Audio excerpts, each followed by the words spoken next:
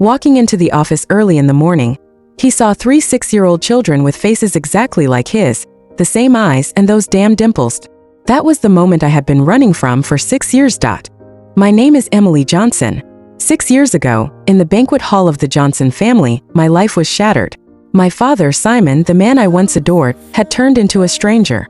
Barely 3 months after my mother's funeral, he welcomed his mistress and her illegitimate daughter, Clara, into our home. Clara transformed overnight into the princess, while I became the outcast. But their cruelty didn't stop there. Drink it yourself, I had told Clara when she forced that cocktail on me, but she whispered. Dad specifically asked us to behave, and like a fool I drank it.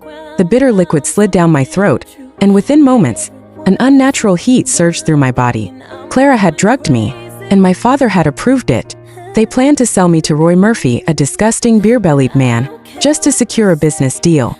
Simon practically delivered you to me.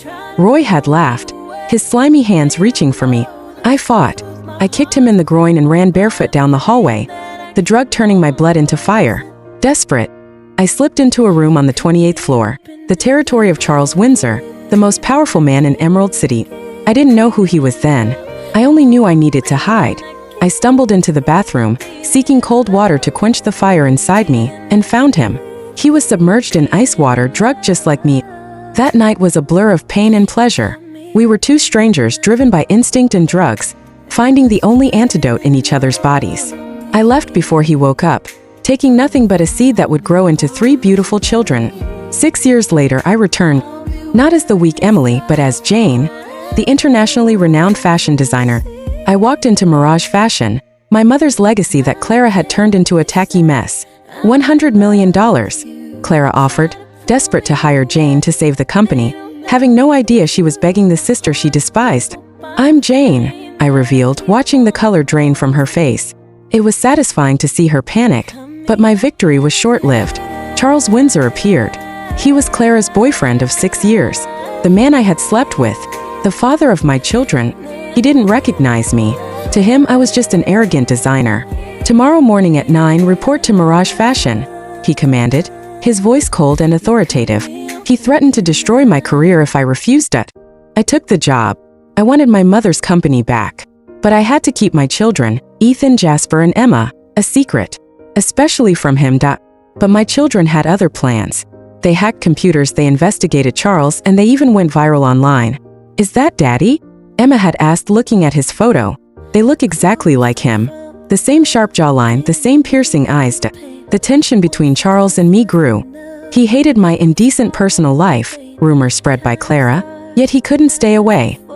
He cornered me in the office, his jealousy palpable. Does discussing designs require standing so close? He growled, pinning me against the wall. Then came Clara's second trap. She tricked me into going to a desolate industrial park to meet a client. It was Roy Murphy again. The AC system's been retrofitted with microvaporizers, Roy sneered. The drug hit me fast. My limbs went weak, but this time I was prepared. I fought back with a metal pipe, breaking his arm, smashing his confidence, leaving him writhing on the floor. I stumbled out, my body burning, my vision blurring. I tried to call for help, but my fingers dialed him. Charles found me. He caught me as I collapsed, his arms strong and trembling. Don't touch the children, I mumbled in my delirium, giving away the clue I had fought so hard to hide. He rushed me to the hospital, breaking every traffic rule. He watched over me while I was in the ICU. When I woke up, he was there, angry, possessive, and confused. I saved your life. How do you plan to repay that debt? He asked, leaning over my hospital bed, his eyes dark with an emotion that terrified me. I tried to push him away with cold words. I could personally design the wedding attire for you and Clara. His fury was explosive. Who I marry is none of your business, he stormed out. But he didn't leave.